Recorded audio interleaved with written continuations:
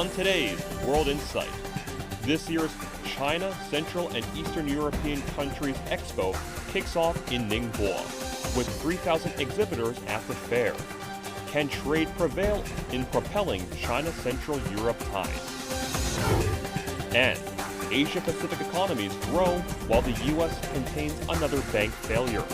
We speak to the first Deputy Managing Director of the IMF, Geeta Gopinath, on how the global economy will play out this year.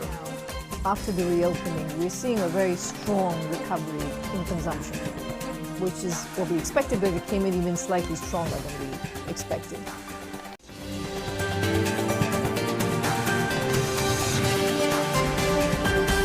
Here is our host, Tian Wei. Hello, I'm Tian Wei, and welcome to World Insight.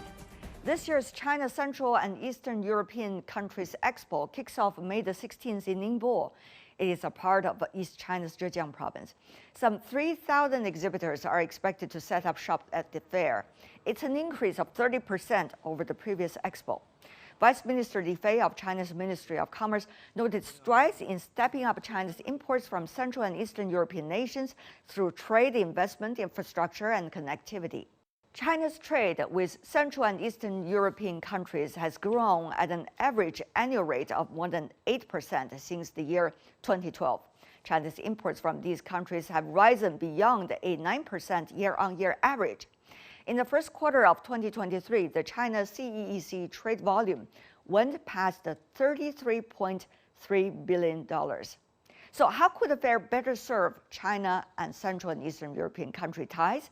How could China and Central and Eastern European countries deepen cooperation under the Belt and Road Initiative? For more discussions, let's loop in our panelists.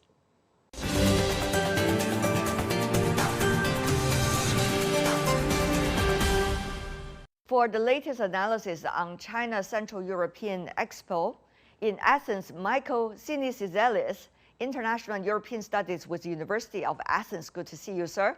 In Beijing, Cui Hongjian, Director of the Department of European Studies with China Institute of International Studies. Good to see you as well. China and Central and Eastern European nations are having big aspirations about bilateral trade. Where are we now? Well, we used to be in a very good,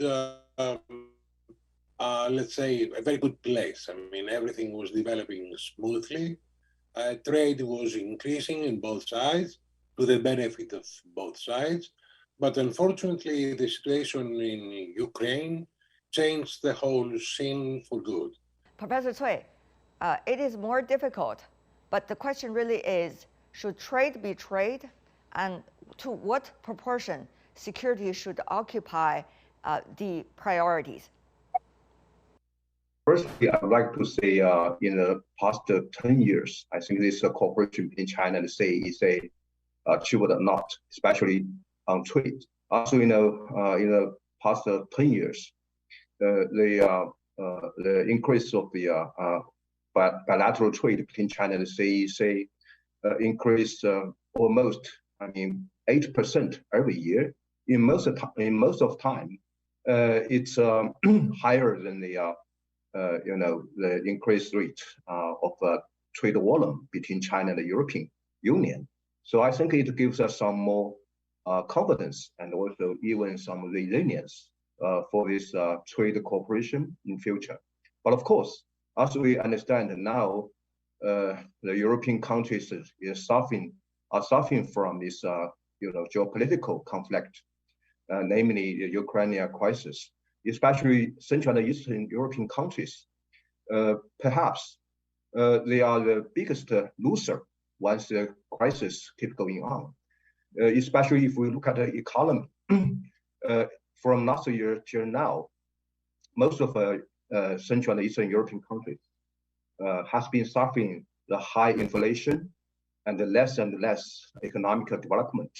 Poland, Baltic states, Hungary, they have a very, very high inflation. So I think now it's a very good time for Central and Eastern European countries to find out more, as we understand, the possibility of a political settlement of the crisis and to get maybe a new direction to keep a rebalance between the security concern and the economic concern. With the Central and Eastern European nations looking more inward within the EU, how is the role of trade between China and these nations likely to play? Certainly, they have some more bilateral trade between Central and Eastern European countries with other European countries. Namely, the single market is a fact. But I don't think it would be the future or scenario for most of the Central and Eastern European countries. As we know, even 10 years ago, when some Central and Eastern European countries raised the issue of looking for Eastern world, I think which means that those countries try to avoid any kind of risks from the other part of European countries. Also at that time, because of Eurozone debt crisis, there are a lot of problems for Central and Eastern European countries on investment, on trade. And now, of course, I think because of China-CEEC cooperation, because of the BRI, I think there has been some more facilities between China and the Central and Eastern European countries on trade. As we know, because of this,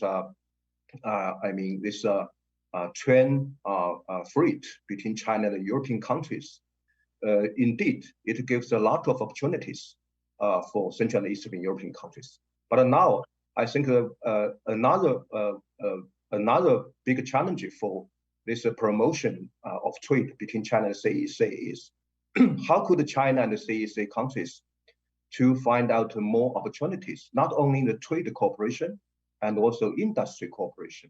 The ongoing International Consumer Goods Exhibition and the CEEC Products Permanent Exhibition in Ningbo are going to have 34 exhibition halls and more than 5,000 CEEC products open to the public throughout the year.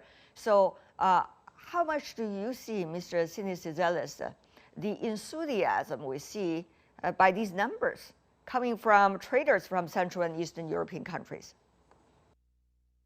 Well, that's a good sign, really, and I hope that things will stay that way and things are going to improve, really.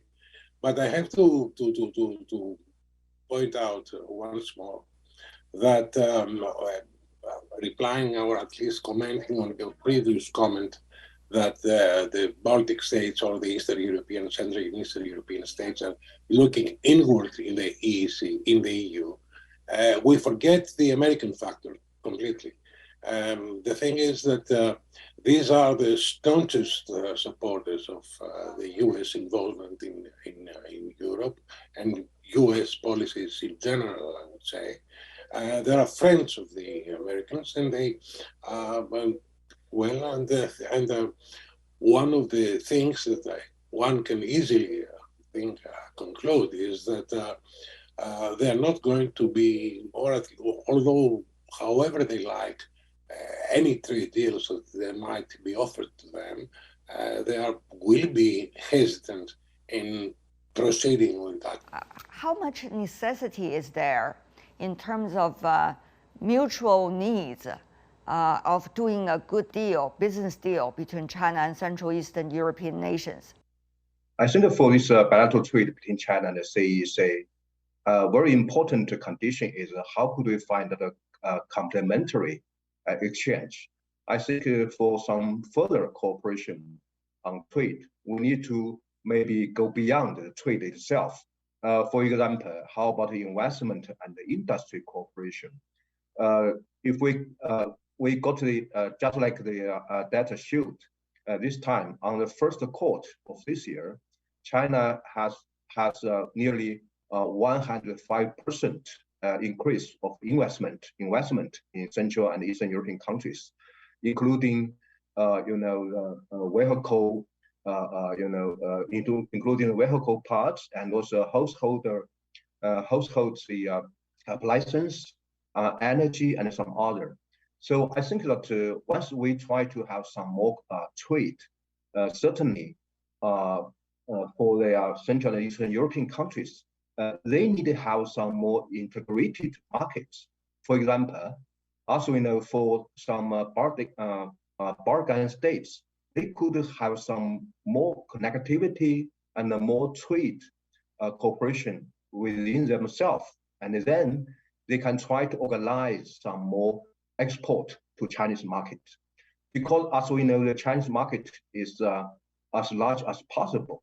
So certainly, I think it will be very helpful for Central and Eastern European countries to avoid any kind of risk of market. It would be a very, very good choice for Central and Eastern European countries to have their own trade diversity. One of the things the world has been looking at these days is it's a world ever more shaped by political rhetorics rather than logics of other issues, for example, about trade, about economic growth, about prosperity, about cooperation. So how do you see at this point, when China and Central Eastern European economies are, at least in the trade part, are trying to make that effort, how to balance that with the current reality, Professor Cui? Certainly, now I think not only the trade relations between China and CEEC is facing some challenges from geopolitical change and also some uncertainties from even domestic politics of some countries. But now I think the real question is how could, for both two sides, to define their common interests. Also, we know that in the past 10 years, China and the CEEC countries developed their trade cooperation, and there are more and more percentage of the trade volume in Chinese market from CEEC countries. And also at the same time, the trade provides a more friendly environment for exchange of people to people. So if we take a calculation of this cost and the benefits on this trade, and also maybe we change it to a direction to have some more geopolitical conflicts or even competition or confrontation, I think the answer is clear. Of course, another, I think, a very important job for both China and the CEEC need to do is we need to find out the real, rule of the trade, and we need to avoid any kind of unnecessary intervention from politics. Recent years, as we know, some Central and Eastern European countries take some more political consideration on the cooperation with China. So I think to some degree, I understand there are real concern, not only from some parties and some politician personal consideration, but I think now the big question for those countries is what's the whole interests for the people in that countries. Also, now even some other European economies, including Germany, France, UK, they try to get some more economic and trade cooperation with China. So why don't Central and Eastern European countries follow the way? If they just want to stay in the European market, I think certainly there will be some more, limitation for the trade, and also maybe more, uncertainties for the future development for these countries. Cui Hongjian, Sydney Zealous, thank you so much for joining us. You're watching World Insight. Still to come, Asia-Pacific economies grow while the U.S. contains another bank failure. We speak to First Deputy Managing Director of IMF on what her institution does and how the global economy will play it out this year. Next. So the growth in the first quarter at 4.5% is very strong.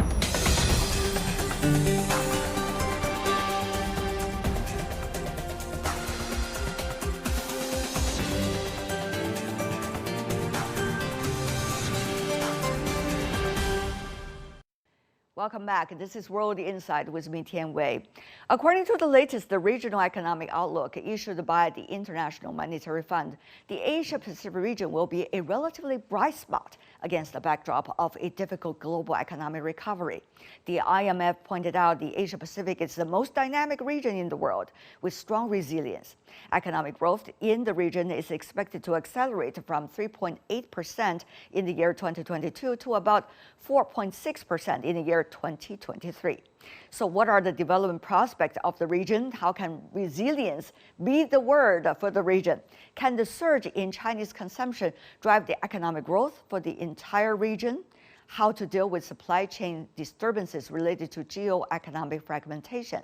Lately, I sat down with the first managing director of IMF for answers on all these questions. Take a look. Gita, what a pleasure to see you in Beijing. Yes, thank you. It's always a pleasure to see you. Tell me more about your analysis of the Chinese economy, especially after the Spring Festival, the last time when we met. So if you look at the economy right now, after the reopening, we're seeing a very strong recovery in consumption, which is what we expected, but it came in even slightly stronger than we expected. So the growth in the first quarter at 4.5% is very strong. Now, if you look at private investment, it remains subdued because of the stresses in the real estate sector. Exports surprised us, actually. That came in stronger than we expected. But we do think that that won't hold up for very long because, as you see, the rest of the world, it is slowing down, which means external demand is slowing down. What about specifically going to drive the Chinese economy? Since you talk about China more than 30% in terms of growth in the region, how does that work? What are the pillars from your perspective? So a big part of the growth we're seeing for China this year compared to last year is because of the reopening. So I think we've had the rebound in private consumption that we expected to see. It's come in strong, and that is an important part of the strong growth. But at the same time, we have to keep in mind that private investment is still subdued in China, again, tied to the weakness in the real estate sector. And again, exports could be a headwind because we're seeing the US and Europe slowing, which means their demand for products from the rest of the world would slow. So that is also would have a negative spillover effect on China. What is important is we believe that fiscal policy in China should remain a neutral fiscal stance, but it should support households in terms of the composition. It should be able to provide more support to households so that that can further increase private consumption.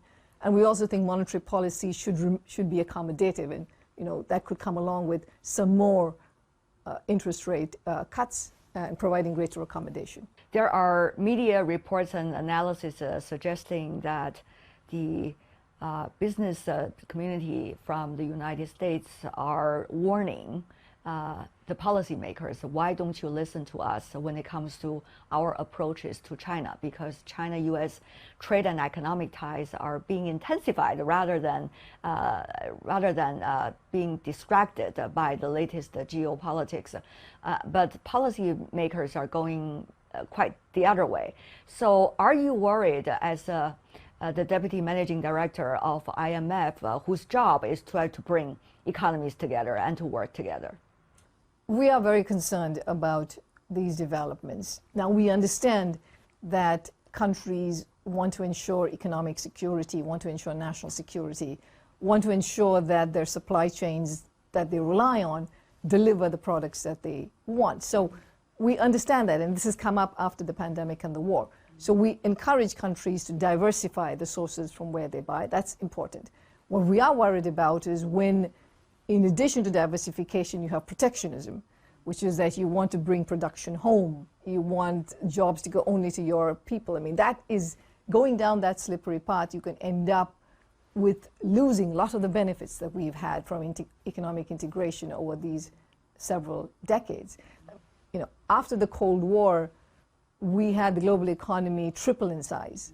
1.5 million people came out of extreme poverty, right? So that's the kind of benefits that we get from closer trade ties and also sharing in technology. How do you see, on the one hand, we see political rhetorics But on the other hand, we see the real trade and economic interactions going on in the world. If you look at the major economies of the world, China is one of the big economies of the world. So it is not surprising at all that all other countries and companies in those countries are interacting with companies in China. We expect that to happen. And if you look at trade, for instance, of China with other countries, including with the US, it's the highest it's ever been. So very strong economic links. That said, we are concerned about the political rhetoric because that actually does get translated into actions. It can get translated into how people think about investing in one country versus another. This is why we've been telling all the policymakers that be careful. You know, it is important to diversify where you buy your products from, but it's a slippery slope and you could end up with damaging the relationships that you have. So what is the way that IMF is trying to rally the crowd, so to speak, at a very difficult time? One of our biggest strengths is that we work with 190 member countries who are at very different stages of development. And we know that it's important to have strong economic integration so that all countries can grow and they can benefit from it. So we have the convening power of being able to have meetings where we bring all our different members together, and we hope to have good discussions about what the benefits are of economic integration and what the costs are. For instance, we just recently put out a report that said that if you have a lot of fragmentation in trade, you could end up with global GDP being 7% lower, which is a huge hit. It's like losing the economies of France and Germany, and we should stop that from happening. Having said that, though, according to our latest report, Asia-Pacific region, impressive growth and impressive momentum. Tell me more about what does that mean for the overall role of Asia-Pacific in the global economy? Asia-Pacific, as always, has been a very important driver of global growth. And this year, particularly in 2023, if you look at the second half of this year, about 75% of the growth is coming from the Asia-Pacific region. China and India are playing a very important role in this these growth numbers that we see. Now, that said, there is variation across countries in the Asia-Pacific region. If you look at advanced Asia, so if you look at Japan, for example, or Korea, their growth is slowing compared to last year. And especially if you look at Korea, you see that. But if you look at emerging Asia, that's where you see growth this year being higher than the previous year. So there is variation. It's not all one story. But as a whole, the region is certainly doing well. Having said this, we are moving into a very difficult time, some suggest, in terms of economic growth prospect. Both your predictions about the global economic growth in most regions have been going down. And meanwhile, we have seen this banking crisis, quote unquote, over the past few months, especially recently with the latest Republic Bank. So how do you see the trend, whether we are at the very beginning of the end, or are we at the end of the very beginning?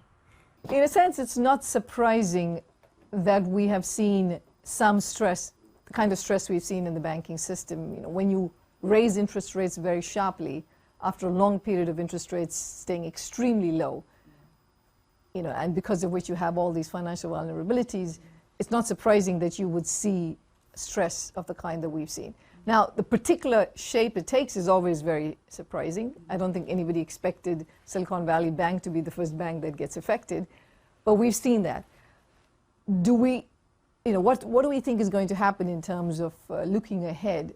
Our sense is that given the speed with which the government responded to help arrest these problems and to prevent a systemic event from playing out, we think that it can be contained. The risks that we see can be contained. Again, the U.S. economy remains quite strong. Labor markets are very tight. So we think that this is a contained process. We could see more financial flare-ups, but they should be able to take care of it. Now, that said, I would still emphasize that while that is our baseline, we do worry about the risks, because it's been an extraordinary amount of interest rate increases after a long period of very low interest rates. So we have to be careful The authorities have to be very vigilant. They need to increase supervision, increase regulation in some cases. I think that's very important for them to do. As you may know, that the last financial crisis, the very first year of that actually was quite mild. And people expected to be over already before the real tide hit. So many wonder whether this will be similar logic. Of course, we would touch the wood, hope it's not, because it's the global economy that we're talking about. But how much warning do you see the IMF would at this point provide to your economy members? So firstly, I would say on the positive side, compared to 2008, we have the banks in a much more sounder position. There's been better regulation. They have more capital. They are in a sounder position. On the negative side, we have a whole new set of non-banks, which are not regulated, which are a very large share of the credit in the economy, that you could see ending up in trouble. For instance, those with exposure to commercial real estate can also be affected by this. So the risks are high, but I think we should recognize that a lot has been done since 2008 to strengthen the financial system. Geeta, what a pleasure to see you. Thank you so much for sharing your precious time with us. Thank you so much. Always a pleasure to speak to you. That's all the time we have for today. You can find us on YouTube, Twitter, and Facebook. I'm Tian Wei. Thanks for watching. See you back here tomorrow. Bye for now.